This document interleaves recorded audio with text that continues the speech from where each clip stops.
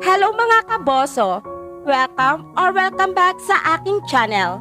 Ang pelikula na ating matutunghayan ngayon ay tungkol sa buhay na mag-asawang sina Richard at Connie at ang pagkadiskubre nito sa pagtataksil ng asawa dahil sobrang nasarapan ito sa kanyang kabit. Ang pelikula ay isang erotic thriller at pinamagatang Unfaithful na ipinalabas noong 2002. Ang mag-asawang sina Edward at Connie Sumner ay nakatira sa Westchester County, New York kasama ng kanilang 8 taong gulang na anak na si Charlie. Ang kanilang pagsasama ay matiwasay ngunit walang kabuhay-buhay.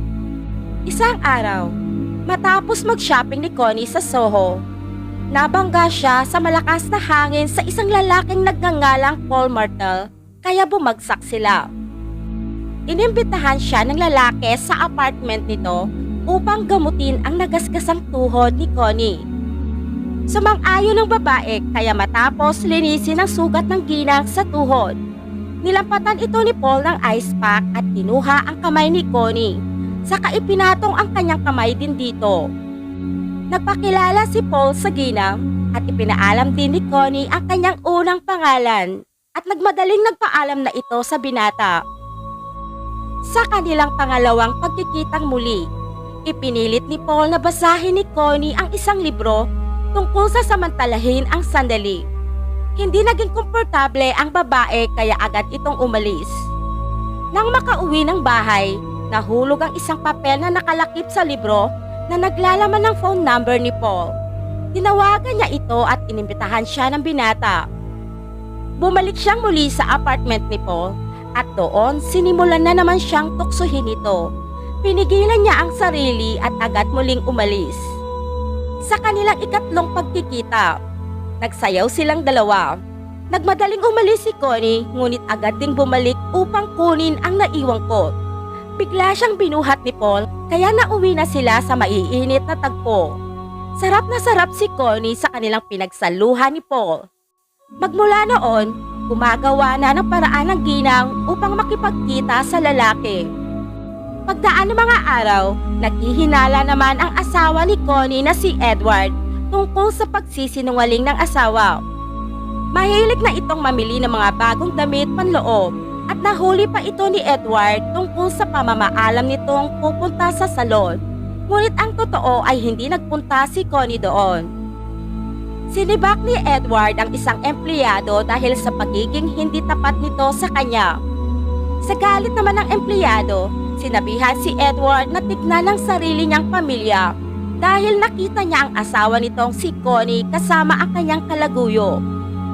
Nag-hire si Edward ng isang private investigator upang tiktikan ang asawa nito at nalungkot siya nang makita ang larawan ni Connie kasama si Paul. Nakukonsensya naman si Connie sa kanyang pagtataksil.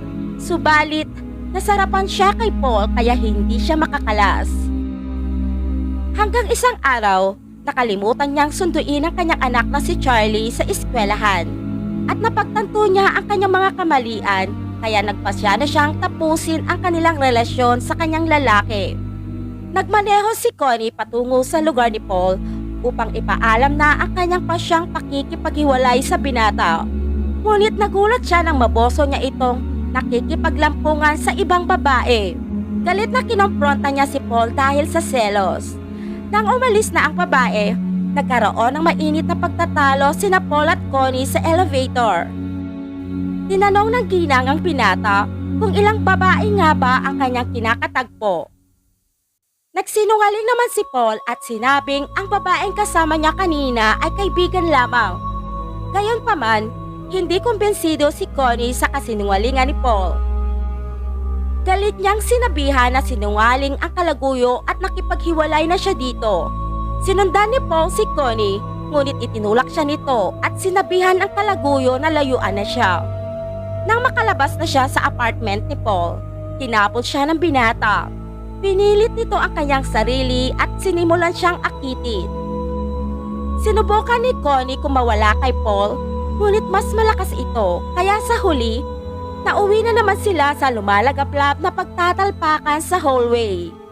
Matapos nun, nagmadali na itong umalis at sa kabutihang palad, hindi siya nadatnan doon ng kanyang asawa.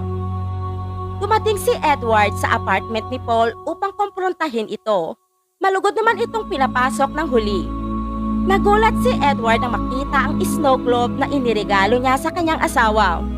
Kinuha niya iyon at ipinukpok sa ulo ni Paul hanggang sa mapas lang niya ito. Habang nililinis ni Edward ang mga ebidensya, narinig niya ang boses ng kanyang asawa na nagpadala ng mensahe para kay Paul na nakikipagkalas na ito dahil nasisira at nasasaktan na niya ang kanyang pamilya. Binura ni Edward ang mensaheng iyon, saka nito binuhat ang labi ni Paul at inilagay sa compartment ng kanyang kotse, saka nito itinapon sa isang landfill.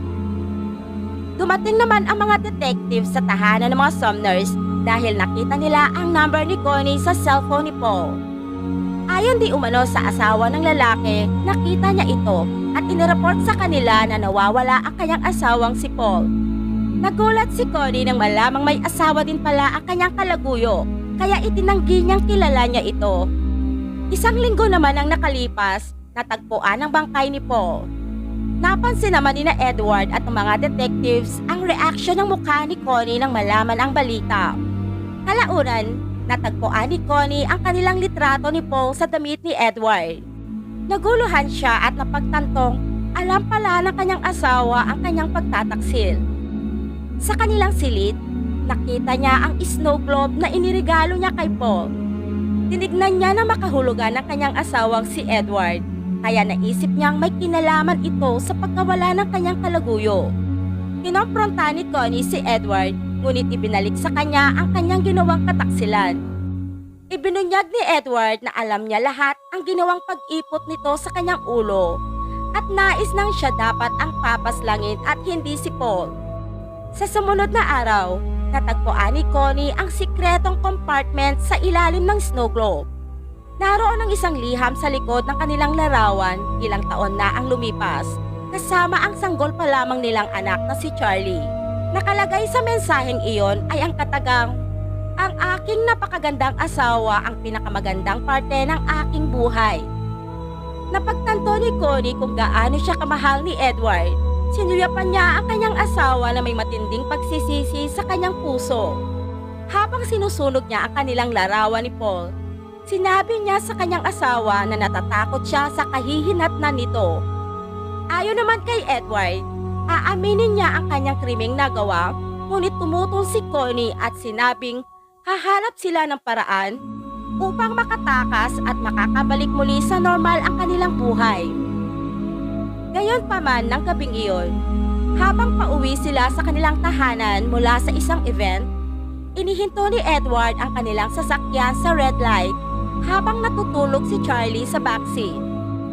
Si Connie naman ay umaasang makakatakas na sila sa paglisan nila ng kanilang bansa at magkakaroon ng panibagong pagkakakilanlan. At pumayag naman doon si Edward habang kinokomfort siya nito. Lumalabas pa lang inihinto ni Edward ang kanilang sasakyan sa harap ng police station. Ano ang saloobin nyo sa kwentong ito mga kaboso? Maaari nyong ikomento lamang sa ibaba. Marami pong salamat sa panonood. Huwag kakalimutang mag-subscribe sa aking channel. Pa-like, comment, and share na din.